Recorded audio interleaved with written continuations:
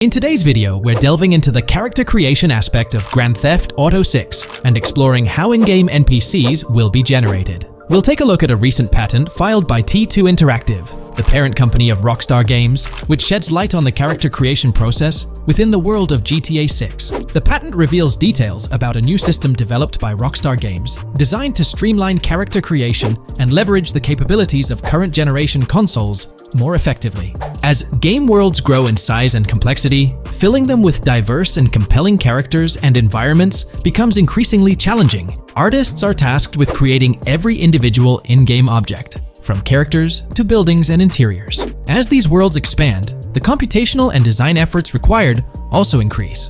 However, Rockstar Games has once again demonstrated innovation by developing a system that optimizes the rendering of 3D objects, ensuring efficiency without compromising on detail. This system addresses the challenges posed by the ever-expanding scope of game worlds. The patent we're examining in this video is titled System and Method for Game Object and Environment Generation. This video takes a deep dive into the generation of building interiors and characters within the expansive world being crafted by Rockstar Games. The patent starts off by providing an overview of how objects function within 3D spaces, as explained by Rockstar. Objects used in 3D graphics, often called assets, are a combination of geometry data, for example, the 3D model, and data for textures associated with the geometry data. An asset may be formed of one object, or it may be a composite object made from a combination of objects. The objects that form a composite object may in different contexts be used as independent assets unrelated to the composite object, or they may always be used as a subset of a larger object.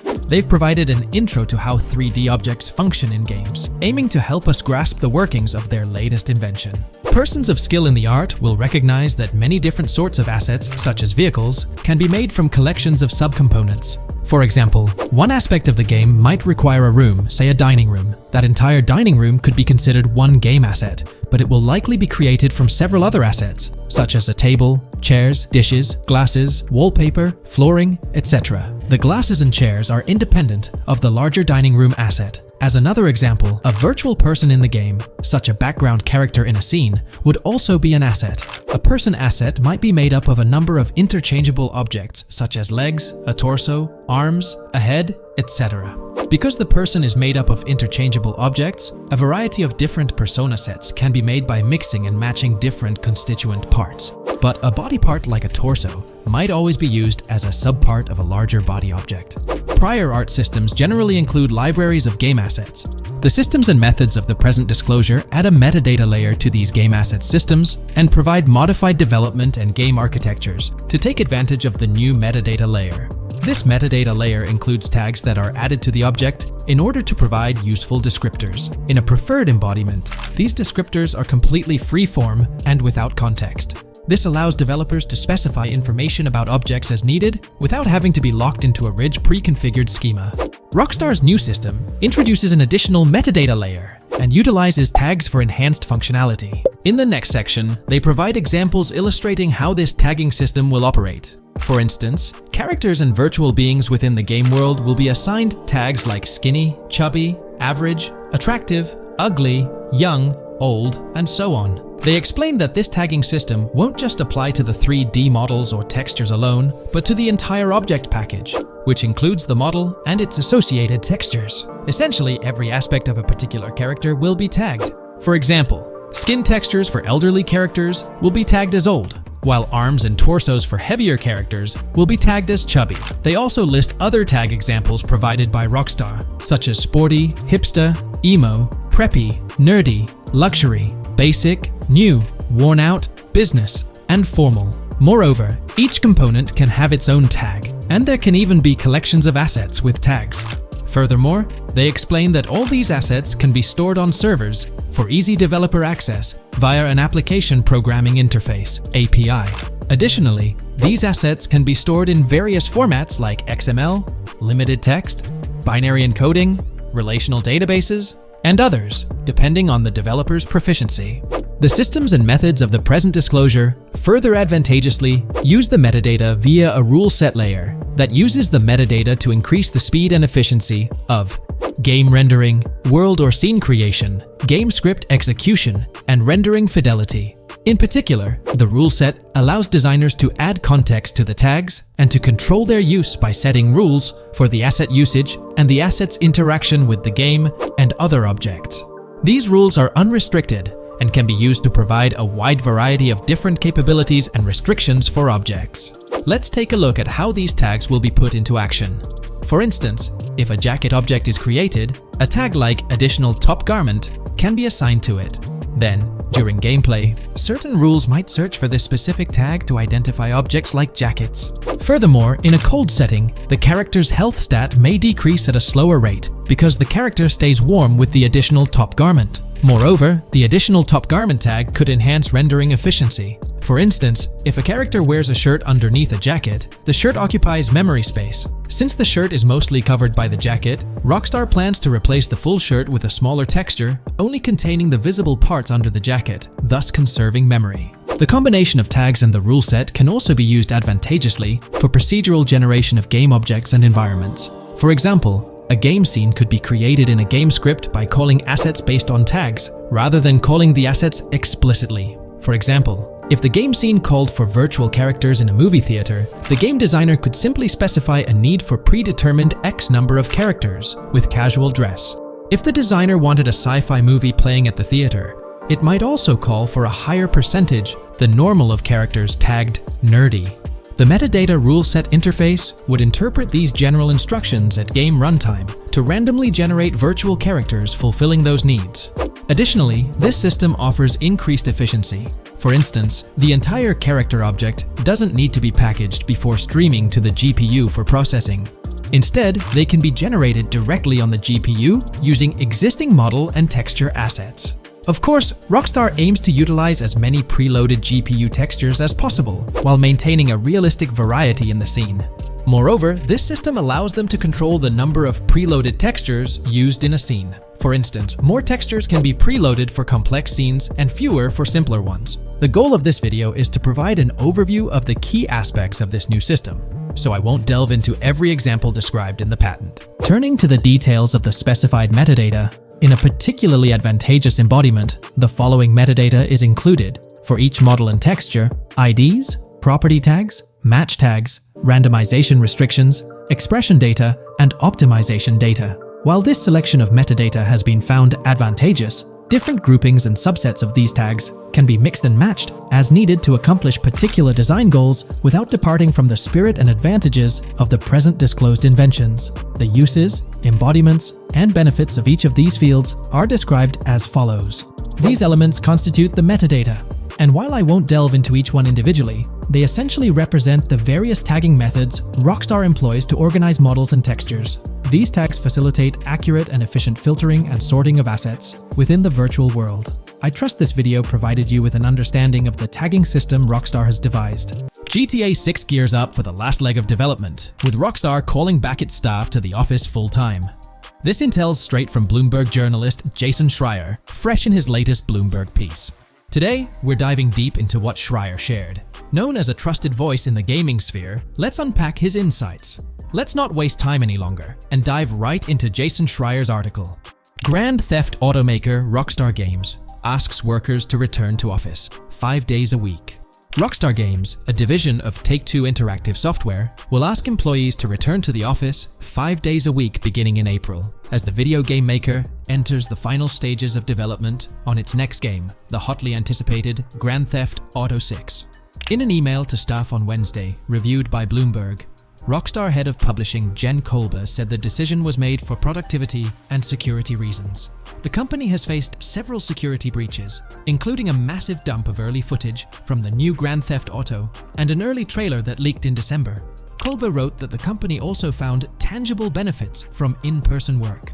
Making these changes now puts us in the best position to deliver the next Grand Theft Auto at the level of quality and polish we know it requires, along with a publishing roadmap that matches the scale and ambition of the game, she wrote. Return-to-office mandates have been a hot topic across various industries since the pandemic forced myriad employees to work from home.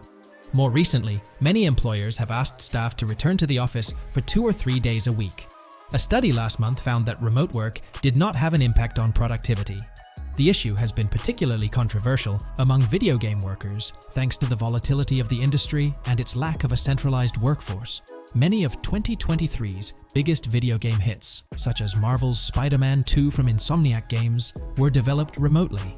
Rockstar's in the final stretch of developing Grand Theft Auto 6, hinting at a possible early 2025 launch.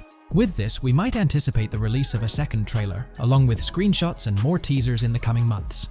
While fans rejoice, this could mean extra pressure for Rockstar Games staff.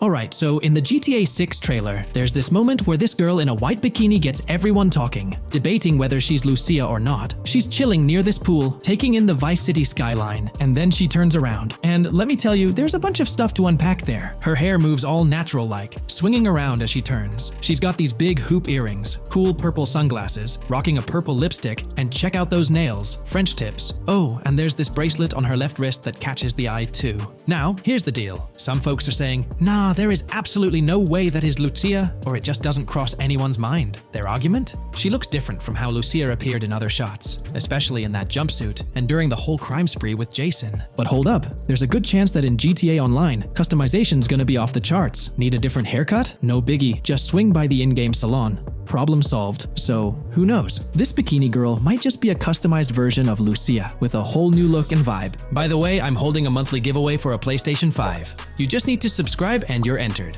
Now, back to the video. You know, I'm pretty confident that it won't cause much trouble, just like in GTA 5 or Red Dead Redemption 2. It feels like they'll let us switch up our characters' hairstyles again, which is pretty cool. Now, about this scene, it looks like it's happening at a totally different stage of the game. At the start, Lucia's all locked up in jail, doing those petty crimes and all. But in this snippet, she's looking like she's hit the jackpot. Loads of success and riches. There's more to this in the trailer, giving us a peek into what a thriving Lucia might look like. She's sporting a different hairstyle, dressed to the nines, hanging out in a fancy car with Jason behind the wheel. And to top it off, the girl's getting her photos taken by the paparazzi. Some folks out there are betting that this bikini girl is gonna be the face of Rockstar's marketing strategy. You know, just like how they've always had that iconic female figure in their marketing since the good old days of GTA 3. So, putting it all together, it really seems like this bikini girl is Lucia. From the style to the little details like the various hairstyles, everything seems to point in that direction. It's exciting to get these glimpses of what Lucia's different phases might look like in the game. Rockstar's been doing this thing with the promo girls for ages, from the early days of GTA 3 to the more recent GTA 5. You might remember them.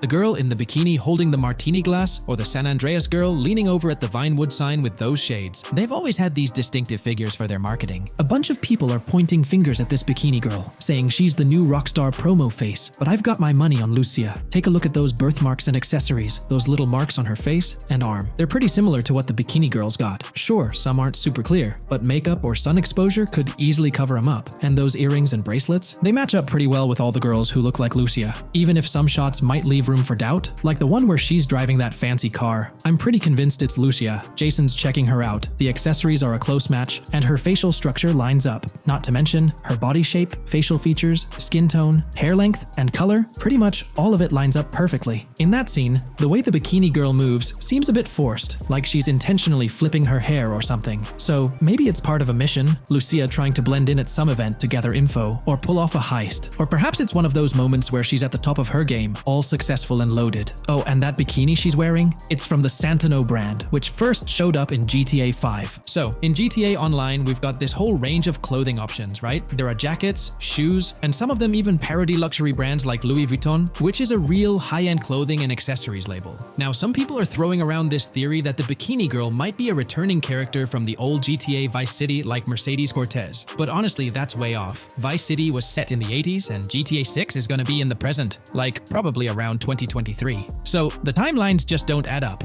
Even though this bikini girl looks a bit different and acts a bit like an influencer, I'm pretty convinced she's Lucia. She's got those same body features and face structure as Lucia, and Lucia's a game changer as the first leading lady in modern Rockstar games. Before her, female characters mostly played supporting roles or were just NPCs in GTA games, never the main focus. Rockstar tends to put a lot of effort into their main characters. The little differences like the sunglasses or lipstick don't bother me much. We know there'll be in in-game stuff you can buy, like accessories. And hey, being able to change hairstyles was a big deal in games like Red Dead Redemption 2 and GTA 5. So I'm pretty confident that the girl in that white bikini on that Vice City rooftop is Lucia. But yeah, I get it, there's gonna be a lot of chatter and debate. Remember the crazy theories from past GTA trailers? Like people saying the homeless guy was Nico Bellic, or that Michael was an older Tommy Vercetti? It's always possible I might be wrong. But to me, it all seems to point to Lucia here. Let me know what you think about Lucia in the comments below. Is she really the white bikini girl or not? I'd love to hear your thoughts down there. If you enjoyed this video, a thumbs up would be cool. And hey, if you're new here and want to stay updated on all things GTA and Rockstar Games, consider hitting the subscribe button. Also, click that notification bell, because sometimes YouTube acts up, and the bell helps you stay in the loop with new videos. Anyway, thanks for watching, folks. Take care and catch you in the next video.